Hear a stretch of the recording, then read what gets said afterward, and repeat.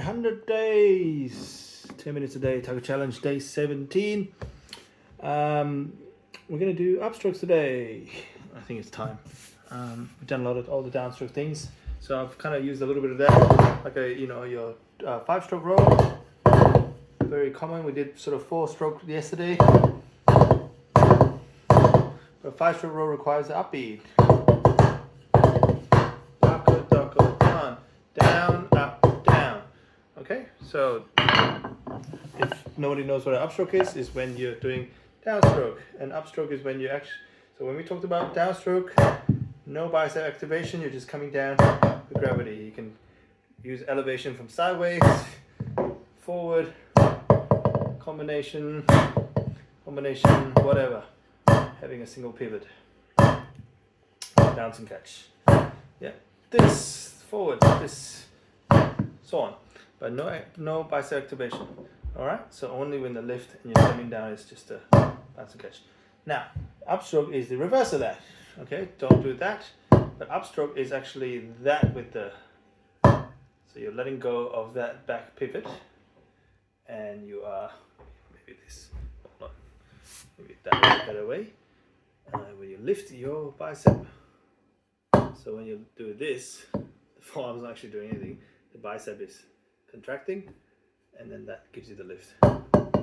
So from here, you're going lift bicep and let go of everything else. So lift bicep. If you just let go of this and only have your pivot as per usual from here, and you just lift that bicep and then let go of this, that muscle here disengaging, that naturally falls down. So, okay, easier said than done.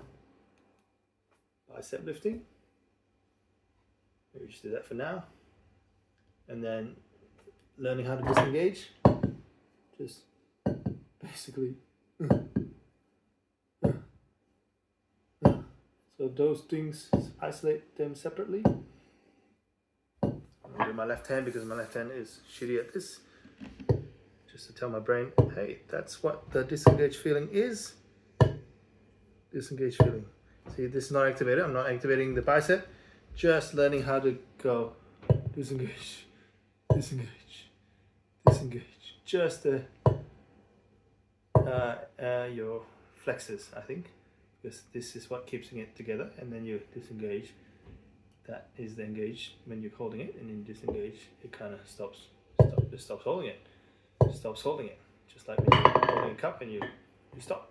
So disengage, disengage. So now you can do disengage, disengage, disengage, disengage, disengage, disengage. Lift elbow, elbow lift, as in forearm lift, but with the elbow. Okay, so then I combine, and obviously coming down is natural after that.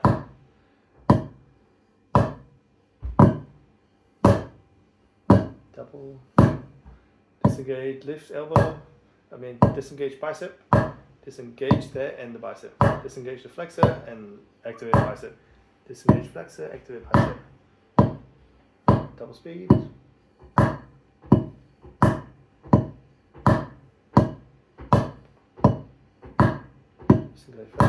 Disengage flexor, bicep. So once you lift, you're coming down is just a little bit of rotator cuff. Just the minutest thing. And then you let the energy of that tiny bit of rotator cuff movement go all the way through. So visualize rotator cuff, visualize rotator cuff, visualize rotator cuff. So play with your back, and then from there you play with your feet coming down. Yeah.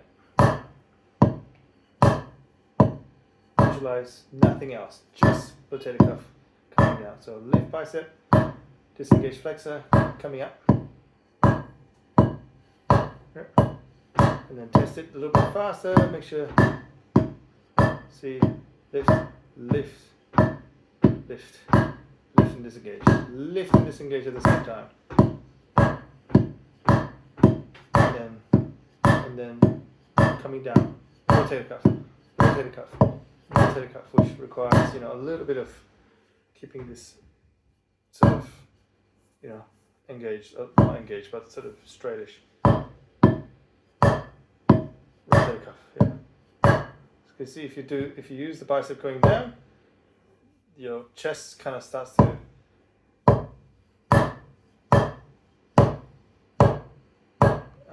that's fine. That's, you know, that's sort of the piston using that. Yeah, but we're trying not to. Just trying to use rotator cuff and transfer energy. Yeah. Because activate, not activate, activate, activate. That's how you get relaxation between each beats, and also longevity. You can play a song which is for, you know, 10-minute song. You're only using it 5 minutes. That's the secret to good tempo, or any alternating movements in music or martial arts, really. Learning to disengage and engage.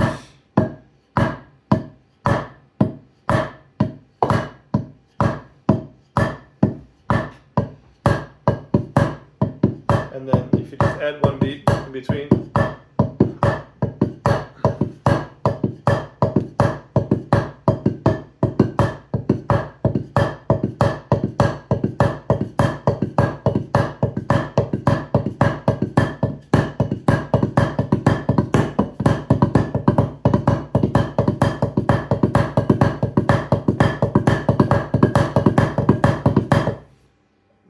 as you can see, most of my fingers are not even engaged. I'm visualizing you playing with my rotator cuff, with my back muscle. Bicep, rotator cuff, bicep, rotator cuff. And then you progressively make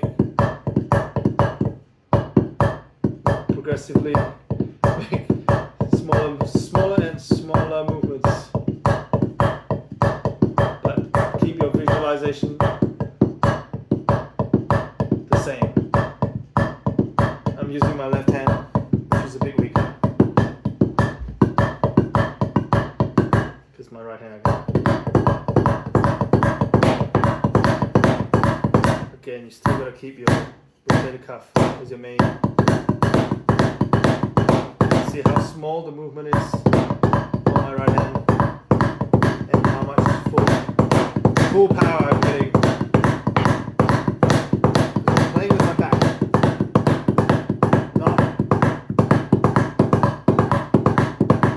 Wastes a lot of energy. Just that. It's just playing from the back. You get full power with so little movement.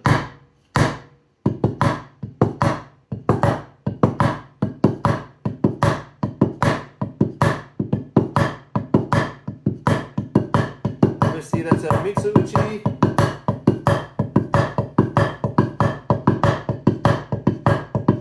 Beat 3.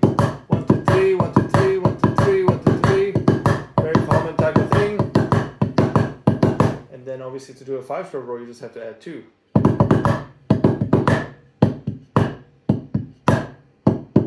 So down, up, down. So let's just do that. Down, up, down. Down, up, down. Remember rotator cuff, bicep, rotator cuff. Rotator cuff, bicep, rotator cuff. Do gross movement first. Bicep, rotator cuff. Bicep and disengage flexors, rotator cuff. Boom, boom, boom, boom, boom, boom. 9 minutes. Boom, boom, boom, boom, boom, boom, boom, boom, boom. And then make smaller movements. Do it slowly.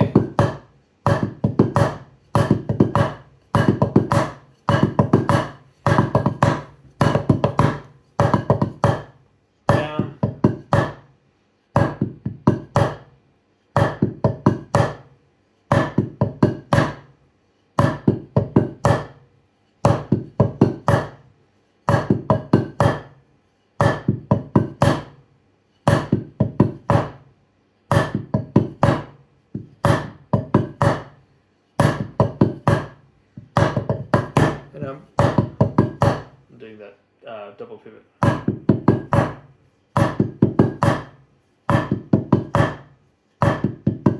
As you can see, the double pivot is even more smaller movement and more power with even less.